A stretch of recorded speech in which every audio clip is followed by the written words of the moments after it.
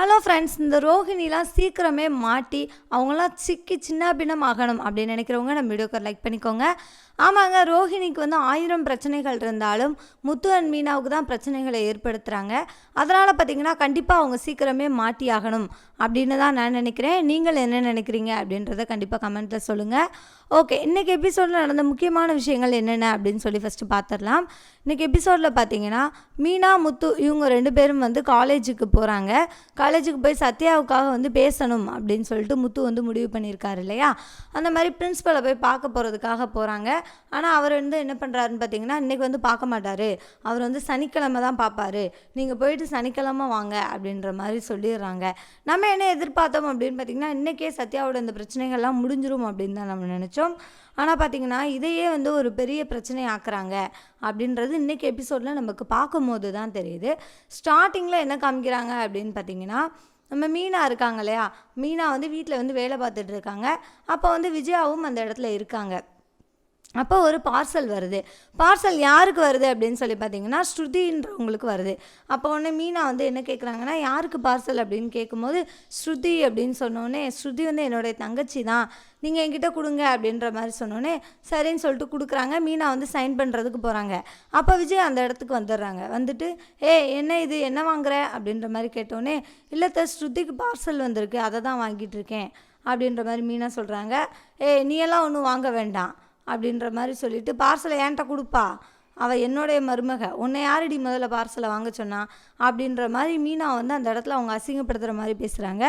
அப்போ பார்த்திங்கன்னா கையெழுத்து போட சொல்கிறாங்க அவங்க விஜயாவை. உடனே பார்த்திங்கன்னா, மீனா நீ கையெழுத்து போட்டு வா அப்படின்ற மாதிரி விஜயா சொல்லிட்டு அந்த இடத்துலேருந்து கிளம்புறாங்க. அப்போனா நீங்களே கையெழுத்து போட்டு வாங்கியிருக்க வேண்டியதானே, என்ன எதுக்கு சொல்கிறீங்க, கையெழுத்து நீங்கள் போட்டுக்க வேண்டியதானே அப்படின்ற மாதிரி மீனா அந்த இடத்துல எதிர்த்து பேசுகிறாங்க. இது விஜயாவுக்கு சுத்தமாகவே பிடிக்கல. ஓகே, கையெழுத்து போட்டு வாங்கிட்டு வந்துடுறாங்க. வந்தவுடனே பார்த்திங்கன்னா விஜயா அதை பிரிக்கிறதுக்கு ஆரம்பிக்கிறாங்க. உடனே மீனா அத்தை இப்போ எதுக்கு அதை பிரிக்கிறீங்க, பிரிக்காமல் வைங்க அப்படின்ற மாதிரி மீனா முதலே வார்ன் பண்ணுறாங்க. ஆனால் விஜயா அந்த அவங்க பேச்சை கேட்கவே இல்லை. கேட்காம என்ன பண்ணுறாங்கன்னு பார்த்தீங்கன்னா, ஸ்ருதியோடைய பார்சலை அவங்களோட அனுமதியே இல்லாமல் விஜயா ஓப்பன் பண்ணிடுறாங்க. ஓப்பன் பண்ணி பார்த்தா உள்ளக்க ஒரு ஹெட்செட் இருக்குது. அந்த ஹெட்செட் பார்த்திங்கன்னா நல்லா ப்ளூ கலரில் விஜயாவோட சேரீக்கு மேட்ச் அன்றைக்கி ரொம்பவே அழகாக இருந்தது. அவங்க பாட்டுக்கு போட்டுட்டு என்ன பாட்டே கேட்க மாட்டேங்குது அப்படின்ற மாதிரி சொல்கிறாங்க. முதல்ல அவங்களுக்கு அது என்ன பொருள்னே தெரியல. அப்போ மீனா தான் சொல்கிறாங்க, இது ஹெட்செட்டை பாட்டு கேட்குறது அப்படின்ற மாதிரி சொன்னோடனே அவங்க காதில் மாட்டிட்டு இது என்ன பாட்டே கேட்கல அப்படின்னு சொல்லும்போது, இல்லைத்த இது ஃபோனில் கனெக்ட் பண்ணணும் அப்படின்ற மாதிரி மீனா பொறுமையாக எவ்வளவோ சொல்கிறாங்க. அப்போ அவங்க என்ன சொல்கிறாங்கன்னு பார்த்தீங்கன்னா, இதெல்லாம் நான் அவங்ககிட்ட கேட்டேனா, எனக்கு எல்லாம் தெரியும் அப்படின்ற மாதிரி பேசுகிறாங்க. அவங்களுக்கு அந்த இடத்துல எதுவுமே தெரியல. தெரியாதனால மட்டும்தான் இது என்ன அது என்னன்னு முழிச்சிட்டு இருந்தாங்க. அவங்கள காப்பாற்றுறதுக்காக தான் மீனா ஓகே அத்தைக்கு தெரியலையே அப்படின்னு சொல்லி அந்த இடத்துல சொன்னாலும் கூட அதையும் விஜயா ஒரு குற்றமாக தான் இந்த இடத்துல ஆக்கி பேசுகிறாங்க. இது கண்டிப்பாக யாராக இருந்தாலும் இந்த இடத்துல கோபம் வரதான் செய்யும். மீனா அவருக்கு போய் ரொம்பவே அமைதியாக இருக்காங்க அப்படின்னு தான் சொல்லி ஆகணும். ஓகே, அதை அவங்க பார்த்துட்டு இருக்கும்போது பார்த்திங்கன்னா, ரவி அண்ட் ஸ்ருதி 2 பேருமே வீட்டுக்குள்ளே வந்துடுறாங்க. வீட்டுக்குள்ளே வந்தோடனே ஸ்ருதி விஜயாவுடைய கையில் அந்த ஹெட்செட் இருக்கிறத பார்த்துட்றாங்க. பார்த்துட்டு இது என்ன ஹெட்செட் ஆண்டி புதுசாக இருக்குது அப்படின்ற மாதிரி கேட்கும்போது, இது உங்களுக்கு தான் ஸ்ருதி பார்சல் வந்தது அப்படின்ற மாதிரி சொல்கிறாங்க மீனா. உடனே எனக்கு பார்சல் வந்ததா அப்படின்னு சொல்லி விஜயா கிட்டே கேட்குறாங்க. ஆமாம்மா, இந்த ஹெட்செட் உனக்கு தான் பார்சலில் வந்துச்சு அப்படின்னு சொன்னோடனே, இப்படியேவா கொண்டு வந்தாங்க அப்படின்ற மாதிரி கேட்குறாங்க. இல்லையே, இந்த பெட்டிலலாம் நல்லா மாட்டி உள்ள நல்லா தான் இருந்துச்சு அப்படின்ற மாதிரி சொன்னோடனே, அப்போ நீங்கள் என்னோடய பர்மிஷன் இல்லாமல் எதுக்காக என்னுடைய பாக்ஸை ஓப்பன் பண்ணிங்க, இந்த பாக்ஸை ஓப்பன் பண்ணுறதுக்கு உங்களுக்கு ரைட்ஸை யார் கொடுத்தா அப்படின்னு சொல்லி பார்த்தீங்கன்னா, விஜயாவுடைய முகத்தில் கரியை பூசுகிற மாதிரி மூஞ்சில் அடிக்கிற மாதிரி ஸ்ருதி அந்த இடத்துல கேள்விகளை கேட்டுட்டாங்க. உடனே பார்த்திங்கன்னா விஜயாவுக்கு முகமே மாறிடுச்சு, ஆடலைன்னு சொல்லலாம். உடனே அவங்க சத்தம் போட ஆரம்பிச்சிட்டாங்க. என்ன இந்த பேசிக் மேனர்ஸ் கூடவா அவங்களுக்கு தெரியாது, ஒருத்தவங்களுடைய பொருளை அவங்கள கேட்காம ஓப்பன் பண்ணக்கூடாது அப்படின்ற பேசிக் காமன் சென்ஸ் கூட அவங்களுக்கு தெரியாது அப்படின்ற மாதிரி நிறைய விஷயங்களை சொல்லி பேசுகிறாங்க. இது விஜயாவுக்கு பயங்கர கோபத்தை ஏற்படுத்துது. உடனே அவங்க ஆனாலும் அதை வெளியில் காட்ட முடியாது, ஏன்னா அவள் பணம் உள்ள பொண்ணு அப்படின்றதுனால அந்த இடத்துல என்ன சொல்கிறாங்கன்னு பார்த்தீங்கன்னா, இல்லைம்மா நம்ம ஸ்ருதியோடதுன்னு தானே அப்படின்னா, என்ன நம்ம ஸ்ருதியோடது, என்னுடைய பொருளை என்ன கேட்காம நீங்கள் எதுக்கு எடுப்பீங்க அப்படின்ற மாதிரி சொல்லிவிட்டு அந்த இடத்துல ஹெட்செட் வாங்குறாங்க. வாங்கிட்டு நான் உங்களை இர்ரெஸ்பெக்டிவாக பேசணும் அப்படின்றது என்னுடைய எண்ணம் கிடையாது. ஆனால் என்னுடைய பொருளை யார் தொட்டாலுமே எனக்கு வந்து சுத்தமாக பிடிக்காது அப்படின்ற மாதிரி சொல்லிடுறாங்க. அப்போ ரவியும் எவ்வளோ சொல்லி பார்க்குறாரு. இப்போ அதனால் என்ன, இதை ஓப்பன் பண்ணதுனால என்ன வந்துருச்சு அப்படின்ற மாதிரி அவரும் பொறுமையாகவே சொல்கிறாரு. அம்மா பண்ணது தப்பு தான், ஆனால் அவங்களுக்கு தெரியாமல் தானே பண்ணியிருக்காங்க, இதை ஓப்பன் பண்ணதுனால என்ன அப்படின்ற மாதிரி ரவி சொன்னதையும் ஸ்ருதி வந்து ஏற்றுக்கறல. அவங்க வந்து அந்த இடத்துலையுமே கோவம் தான் படுறாங்க. கோவப்பட்டு நான் உங்களை மரியாதை குறைவாக பேசுகிறேன்னு நினைக்காதீங்க, ஆனால் என்னுடைய பொருளை என்னை கேட்காம எடுக்காதீங்கன்ற மாதிரி சொல்லிவிட்டு ஸ்ருதி வந்து ரூம்குள்ளே போயிடுறாங்க. அப்போ வந்து ரவிக்கிட்ட வந்து பயங்கரமாக கத்துறாங்க விஜயா. என்னடா இது உன் பொண்டாட்டி என்னை பார்த்து இப்படி சொல்லிட்டு போகிறா, நீ பேசாமல் இருக்க, அம்மாவை பார்த்து இப்படிலாம் சொல்லக்கூடாது, அம்மா பண்ணது தப்பே கிடையாது அப்படின்லாம் நீ சொல்ல மாட்டியா அப்படின்ற மாதிரி கேட்கும்போது ரவி வந்து என்ன சொல்கிறாருன்னு பார்த்தீங்கன்னா, நீங்கள் பண்ணது தப்பு தானம்மா, அவளை கேட்காம அவளுடைய பொருள் எதை எடுத்தாலுமே அவளுக்கு பிடிக்காது, அவள் என்கிட்டே சண்டை தான் போடுவா, அப்புறம் எதுக்கு நீங்கள் எடுத்தீங்க அப்படின்னா சும்மா விடுவாளா அப்படின்ற மாதிரி ரவி சொல்கிறாரு. சொல்லிவிட்டு அந்த இடத்துலேருந்து கிளம்பிடுறாரு. அப்போ விஜயா வந்து ரூமில் போய் சோகமாக உட்காந்துருக்காங்க. மீனா வந்து அவங்களுடைய துணிகள் எல்லாத்தையும் கொண்டு வந்து ரூமில் இருக்க கபோர்டில் வைக்கிறதுக்காண்டி வர்றாங்க. வரும்போது பார்த்திங்கன்னா விஜயா வந்து அவங்கள்ட்ட வாலண்டரியாக வம்பிழுக்கிறாங்க. என்னடி இப்போ உனக்கு சந்தோஷமா, இப்போ உனக்கு உள்ளே குழுன்னு இருக்குமே, நான் வந்து வசம் வாங்கினதில் உனக்கு ரொம்ப சந்தோஷமாக இருக்குமே அப்படின்ற மாதிரி சொல்லும்போது பார்த்திங்கன்னா விஜயா வந்து அந்த இடத்துல ரொம்பவே அமைதியாக போயிடுறாங்க அப்படின்னு தான் சொல்லியாகணும். இதோட நைட் எபிசோடு வந்து முடிஞ்சிருச்சு. மார்னிங் எபிசோடில் என்ன நடந்துச்சு அப்படின்னு சொல்லி பார்த்தீங்கன்னா, அதாவது சத்யாவுடைய பிரச்சனை தான். சத்யாவை பற்றி சித்தி வந்து போலீஸில் கம்ப்ளைண்ட் கொடுத்துருக்காரு அப்படின்றது ரொம்ப நல்லாவே தெரியுது. கம்ப்ளைண்ட் கொடுத்து என்ன பண்ணுறாருன்னு பார்த்தீங்கன்னா, நீங்கள் அவனை அரெஸ்ட் பண்ணணும் அப்படின்ற மாதிரி சிட்டி சொன்னதை கேட்டு இன்றைக்கி வந்து எப்படியாவது சத்யாவை அரெஸ்ட் பண்ணணும் அப்படின்னு சொல்லி ஒரு முடிவு எடுத்திருக்காங்க. அப்போ பார்த்தீங்கன்னா என்ன நடக்குதுன்னா, சத்யா இருக்கார் இல்லையா, சத்யாவுடைய அந்த எக்ஸாம் எழுதக்கூடாது அப்படின்னு சொன்ன பிரச்சனைகளை முடிக்கிறதுக்காக முத்துவும் மீனாவும் எங்கே போயிருக்காங்கன்னு பார்த்தீங்கன்னா காலேஜுக்கு போயிட்டாங்க. காலேஜுக்கு போய் வெயிட் பண்ணிகிட்டு இருக்காங்க. அப்போ அங்கே பிரின்சிபல் ரூம் எங்கே இருக்கும் அப்படின்னு சொல்லி ஒரு பக்கம் தேடுறாங்க. அப்போ அந்த இடத்துல ஒருத்தர் இருக்கார். அவங்கக்கிட்ட கேட்குறாங்க, காலேஜ் அதாவது பிரின்சிபல் ரூம் எங்கே இருக்குது அப்படின்ற மாதிரி சொன்னோடனே பிரின்சிபலை எப்போ பார்க்கலாம் அப்படின்ற மாதிரி கேட்குறாங்க. உடனே அந்த பசங்கள்லாம் காலேஜ் பசங்க இல்லையா, அவங்க என்ன சொல்கிறாங்கன்னு பார்த்தீங்கன்னா, ஒரு 4 தப்பு பண்ணோம் அப்படின்னா அவரே கூப்பிட்டு விடுவார், அப்போ போய் பார்க்கலாம் அப்படின்ற மாதிரி சொல்கிறாங்க. நான் அதுக்கு உங்களை மாதிரி ஸ்டூடெண்ட்டாக இருக்கணும்ல தம்பி, நான் வந்து இந்த மாதிரி என்னுடைய மச்சானுக்காக பேசுகிறதுக்கு வந்திருக்கேன் அப்படின்ற மாதிரி சொல்கிறாரு. மீனாவும் என்னுடைய தம்பி சத்யா, அவன் வந்து ஃபைனல் இயர் பிகாம் படிக்கிறான், அவனுக்கு வந்து ஒரு சில பிரச்சனைகள், அவனை பற்றி நாங்கள் வந்து சார்கிட்ட பேசுகிறதுக்காக தான் வந்திருக்கோம் அப்படின்ற மாதிரி சொல்லிடுறாங்க. உடனே பார்த்திங்கன்னா இப்போல்லாம் சார் பார்க்க மாட்டார், இந்த மாதிரி கம்ப்ளைண்ட் கேஸ்லாம் வந்து திங்கக்கிழமை வந்து பாருங்கள் அப்படின்ற மாதிரி சொல்லிடுறாங்க. என்னது கம்ப்ளைண்ட் கேஸா அப்படின்னு சொல்லி முத்துவே ஒரு பக்கம் அதிர்ச்சி ஆகிறாரு. என்னமோ கொலை நடந்த மாதிரி இது வந்து ஒரு மிகப்பெரிய விஷயமா வந்து பேசிகிட்டு இருக்கீங்க அப்படின்ற மாதிரி சொல்லிடுறாரு.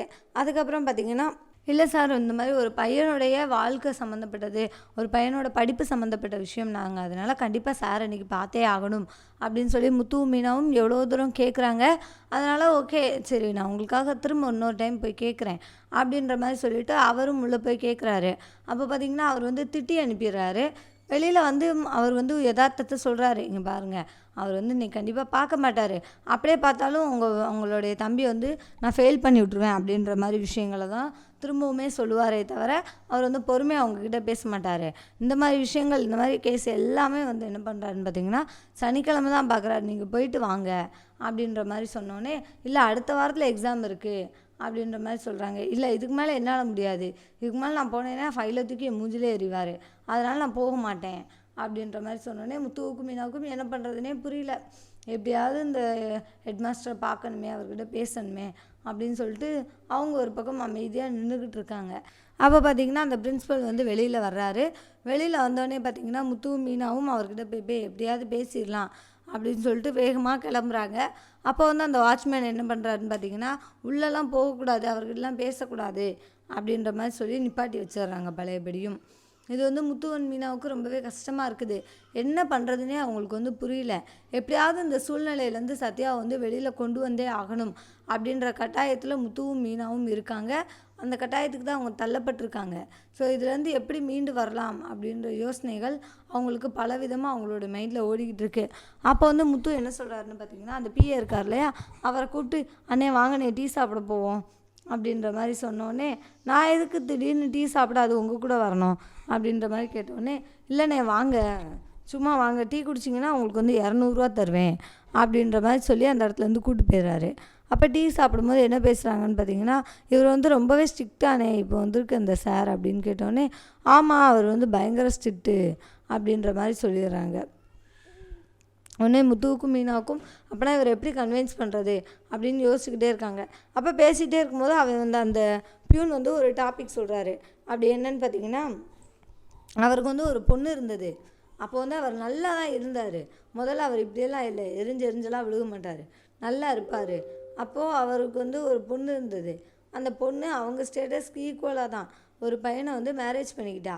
அப்படி மேரேஜ் பண்ணதுக்கப்புறம் வந்து அவங்க அந்த பொண்ணை வந்து கொடுமைப்படுத்த ஆரம்பிச்சிட்டாங்க அப்படின்ற மாதிரி சொன்னோடனே பார்த்திங்கன்னா, அதுலேருந்து தான் அவர் வந்து ரொம்ப இந்த மாதிரி மனசே உடஞ்சி போயிட்டார். 3 மாதம் தான் அந்த வீட்டில் வந்து அந்த பொண்ணு இருந்தது. அதோடு வந்து திருப்பி வந்துருச்சு. அதனால் அந்த வழியிலே அவர் இருக்காரே தவிர மற்றபடி அவர் ரொம்ப நல்ல கேரக்டர் அப்படின்ற மாதிரி சொல்கிறாங்க. உடனே பார்த்திங்கன்னா முத்து வந்து அவரை பற்றின எல்லா டீட்டெயில்ஸையும் அந்த பியூன்கிட்ட வாங்குறாரு. அவருடைய வீடு எங்கே இருக்குது, எந்த ஏரியாவில் இருக்கார், அவர் எந்த டைமில் வாக்கிங் வருவார், இந்த மாதிரி விஷயங்கள் எல்லாத்தையுமே கேதர் பண்ணி மைண்டில் ஸ்டோர் பண்ணி வச்சுக்கிறாரு. அப்போ பார்த்திங்கன்னா மறுநாள்லேருந்து எப்படியாவது கார்லையாவது அவங்கள ஃபாலோ பண்ணி ஆகணும். கோவில்லனா கூட ஓகே, அது வந்து ரொம்ப பெட்டராலாம் இல்லை நம்ம உட்கார செய்கிறதுக்கு. ஆனால் வந்து காரில் அப்படின்னா நம்ம பாட்டுக்கு ஃபாலோ பண்ணிட்டு போய்கிட்டே இருக்கலாம் அப்படின்னு சொல்லி முத்து பார்த்திங்கன்னா ஒரு வழியாக டிசைட் பண்ணி முடித்து இந்த பிரச்சனைகளை எப்படியாவது முடிக்கணும் அப்படின்னு ஒரு தீர்மானத்துக்கும் முத்து வந்து வந்துட்டார்.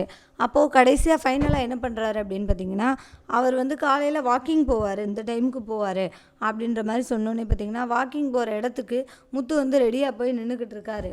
எதுக்காகன்னு பார்த்திங்கன்னா, சத்யாவை பற்றின விஷயங்களை பேசி முடிக்கணும் அப்படின்றதுக்காக. அப்போ வந்து அவர்கிட்ட நேரடியாக போய் பேச்சு கொடுக்குறாரு. இந்த மாதிரி சார், என்னுடைய கொழுந்தேன், அதாவது என்னுடைய மச்சான் வந்து ரொம்ப பெரிய தப்பு பண்ணிட்டான் தான். ஆனால் வந்து இப்போ அவன் மனசு ரொம்பவே திருந்தி ரொம்ப வருத்தப்படுறான் சார். நீங்கள் இந்த மாதிரி அவனுக்காக ஏதாவது ஃபேவர் பண்ணி அட்டண்டன்ஸ் போட்டு அந்த பையனை வந்து நீங்கள் எப்படியாவது எக்ஸாம் எழுத வைக்கணும் அப்படின்ற மாதிரி விஷயங்கள்லாம் சொன்னோடனே அவர் வந்து பயங்கரமாக கோபப்படுறாரு. டேய் எதுக்குடா என்கிட்ட இப்போ வந்து பேசுகிற, நீ யார்றா முதல்ல அப்படின்ற மாதிரி கேட்டோடனே பார்த்திங்கன்னா முத்துவுக்கு முகமே வந்து மாறிடுச்சு. அவர் ரொம்பவே இந்த இடத்துல பாவம் அப்படின்னு தான் சொல்லி ஆகணும். ஏன்னா அவருக்கு வந்து எல்லா பக்கமும் பிரச்சனை. அவர் வந்து அப்படின்னா அவர் வந்து என்ன பண்ணுவார் அப்படின்ற மாதிரி சூழ்நிலையில் தான் முத்து வந்து இருக்கிறாரு. ஸோ அவர் ரொம்பவே பாவம் அப்படின்னு நினைக்கிறவங்களும் நம்ம வீடியோக்கு வந்து ஒரு லைக் பண்ணிக்கோங்க.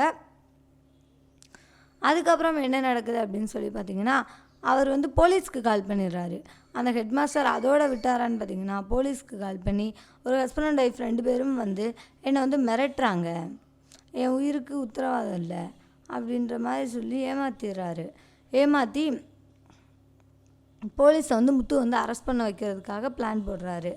அப்போ பார்த்திங்கன்னா கரெக்டாக மறுநாளே பார்த்திங்கன்னா முத்து வந்து அரெஸ்ட் பண்ணிட்டு போகிறாங்க. அரெஸ்ட் பண்ணி ஸ்டேஷனுக்கு கூட்டிகிட்டு போகிறாங்க. கூட்டிகிட்டு போகும்போது பார்த்திங்கன்னா மீனா ரொம்பவே அதிர்ச்சி ஆகிட்டாங்க. ஏன்னா அவங்களுக்கு வந்து இது எல்லாமே புதுசு அப்படின்றதுனால அவங்க வந்து ரொம்பவே அதிர்ச்சி ஆகிட்டாங்க அந்த இடத்துல. முத்து வந்து முதல்ல கொஞ்சம் டென்ஷனாக இருந்தாலும் வெளியில் காட்டாமல் தான் இருக்கார். ஆனால் பார்த்திங்கன்னா அவங்க கண்டிப்பாக போலீஸ் ஸ்டேஷன் அப்படின்னு போயிட்டாலே ஒரு மிகப்பெரிய பிரச்சனையாக்கி அதை ஒரு அடிதடியாக்கி அந்தளவுக்கு கொண்டு வந்து விட்டுருவாங்க அப்படின்றது வந்து அவனுக்கு தெரிய மாட்டேங்குது. பாவம் பார்த்திங்கன்னா அந்த பிரச்சனையில் வந்து முத்துவும் மீனாவும் மாட்டிக்கிட்டாங்க அப்படின்னு தான் சொல்லி ஆகணும். அவருக்கு வந்து அவருடைய ஃபேமிலியில் இருக்கிற பிரச்சனைகளை வந்து ஸ்டூடெண்ட்ஸ்கிட்ட அந்த பிரின்ஸிபல் வந்து காட்டுறதே மிகப்பெரிய தப்பு. அதையும் தாண்டி இப்போ ஃபைனலாக என்ன பண்ணிட்டார் அப்படின்னு பார்த்திங்கன்னா, அவங்க வீட்டில் வந்து பேச வந்தவங்கள பார்த்திங்கன்னா போலீஸில் பிடிச்சி கொடுக்குற அளவுக்கு வந்து அவர் வந்து துணிஞ்சிட்டார். அவர் என்ன பண்ணுறாரு அப்படின்னு பார்த்திங்கன்னா, முத்துவும் மீனாவும் வந்து பேசிகிட்டு இருக்காங்க ரோட்டில். அப்போ தான் இவரும் வர்றாரு. அந்த இடத்துல இவர்கிட்டையும் பேசுகிறாங்க. அப்படி பேசும்போது அவருக்கு வந்து பயங்கரமாக கோவம் வந்துடுது. இப்போ அவர் என்ன பண்ணுறாருன்னு பார்த்திங்கன்னா, இவன் வந்து பொண்டாட்டியை போட்டு ரோட்டில் அடிச்சிட்டு இருந்தான் அப்படின்ற மாதிரி விஷயங்களை சொல்லி பார்த்திங்கன்னா முத்துவை வந்து அரெஸ்ட் பண்ண வைக்கிறதுக்கான வழியை வந்து அவர் பார்த்துட்டாரு. இது வந்து அவர் பண்ண மிகப்பெரிய தப்பு அப்படின்னு தான் சொல்லணும். ஏன்னா முத்து வந்து எவ்வளவோ பாவம், வந்து அவர் வந்து ஒரு அப்பாவி அப்படின்றது நமக்கு ரொம்ப நல்லாவே தெரியும். அவர் வந்து கோவப்படுவாரே தவிர மற்றபடி அவர்கிட்ட மனசில் வந்து எதுவுமே இருக்காது. அவர் வந்து நல்ல விஷயங்களுக்காக எவ்வளவோ பண்ணக்கூடிய ஒரு கேரக்டர். அவரை பற்றி இந்த ஹெட்மாஸ்டர் வந்து தெரியாமல் இந்த அளவுக்கு மிகப்பெரிய ஆக்ஷன் எடுத்தது அப்படின்றது நமக்கே சுத்தமாக உடன்பாடு இல்லை அப்படின்னு தான் சொல்லி ஆகணும். அதே மாதிரி பார்த்திங்கன்னா முத்துவை அரெஸ்ட் பண்ணுறதுக்காக போலீஸ் வந்துடுறாங்க. அப்போ மீனாவும் இடையில போய் அவர் எதுவுமே பண்ணலை, அவருடைய ஒய்ஃபை அடித்தாங்கன்னு சொல்லி தான் அவர் கேஸே கொடுத்துருக்காரு. ஆனால் அவருடைய ஒய்ஃபே அவர் என்னை எதுவுமே பண்ணலை அப்படின்னு சொல்லி வாய் விட்டு சொன்னாலும் பார்த்திங்கன்னா யாருமே நம்ப மாட்டேங்கிறாங்க. ஸோ பார்த்திங்கன்னா இதுலேருந்தே என்ன தெரியுது அப்படின்னா, ஒரு மனுஷனுக்கு அவனுடைய பதவி, அவன் இருக்கிற இடம், அந்த பொசிஷனை வச்சு மட்டும்தான் எல்லாருமே மரியாதை கொடுக்குறாங்க அப்படின்றது நமக்கு ரொம்பவே நல்லாவே தெரியுது. ஏன்னா ஒரு போலீஸ் அப்படின்னு பார்த்தோன்னே எல்லாருமே பயந்துரும் இல்லையா? அதே மாதிரி தான் இந்த நேரம் வேறு யாராவது ஒரு அடிதடிக்காரங்க அப்படின்ற மாதிரி விஷயங்கள் வந்தால் நம்ம சண்டை போடலாம் எதிர்த்து. ஆனால் இந்த மாதிரி சின்ன சின்ன விஷயங்களுக்கு நம்மளால் ஒரு சண்டையும் போடவும் முடியாது. அது எவ்வளோ பெரிய விஷயமா இருந்தாலும் அதை நம்ம தான் ஃபேஸ் பண்ணிக்கணும் அப்படின்ற பக்குவம் இருந்தால் மட்டும்தான் ஃபேமிலி, அதாவது ஒரு ஃபேமிலியோட கமிட்மெண்ட்ஸ் எல்லாமே பார்க்கணும் அப்படின்றது ஒரு மிகப்பெரிய விஷயம்தான். இந்த விஷயத்தை அவர் நேர்த்தியாகவே இத்தனை வருஷமாக பண்ணிக்கிட்டு இருந்தார் முத்து. எவ்வளோ சம்பாதிச்சாலும் தன்னுடைய அம்மாக்கிட்ட சேவிங்ஸ் போக கொண்டு கொடுப்பாரு. ஸோ இதுலேருந்து என்ன தெரியுது அப்படின்னு பார்த்தீங்கன்னா, நாளைக்கு முத்துவை போலீஸ் அரெஸ்ட் பண்ணிட போகிறாங்க. அப்போ அந்த இடத்துக்கு யார் வராங்கன்னு பார்த்தீங்கன்னா சத்யாவும் வந்துடுறாரு. சத்யா ஐயோ இப்படி நமக்காக மாமா ஜெயிலுக்கு போகிறாரே அப்படின்னு சொல்லி கொஞ்சம் கூட யோசிக்கவே இல்லை அப்படின்னு தான் சொல்லி ஆகணும். ஏன்னா அவனுக்கு மறந்தே போயிடுச்சு, இவங்களா கிண்டியிருப்பாங்க, இவங்களா சாப்பிடுவாங்க அப்படின்னு நினச்சிருக்கான். ஆனால் பார்த்தீங்கன்னா முத்து சீக்கிரமாகவே நாளைக்கு எபிசோட்லேயே அரெஸ்ட் பண்ண போகிறாங்க. மீனா முத்துவை எப்படி வெளியில் கொண்டு வர போகிறாங்க, அதுக்கான ஆதாரங்களை எங்கெங்கே போய் திரட்ட போகிறாங்க அப்படின்னு சொல்லி நினைக்கிறவங்க நம்ம வீடியோக்கு லைக் பண்ணிக்கோங்க. தேங்க்யூ ஃபார் வாட்சிங். இந்த வீடியோ உங்களுக்கு பிடிச்சிருந்துச்சுன்னா மறக்காமல் லைக் பண்ணிக்கோங்க. நம்ம சேனலை நீங்கள் இன்னும் சப்ஸ்கிரைப் பண்ணலாம், மறக்காமல் சப்ஸ்கிரைப் பண்ணிக்கோங்க. கூடவே பக்கத்தில் இருக்க பெல் ஐக்கானையும் கிளிக் பண்ணிக்கோங்க. தேங்க்யூ.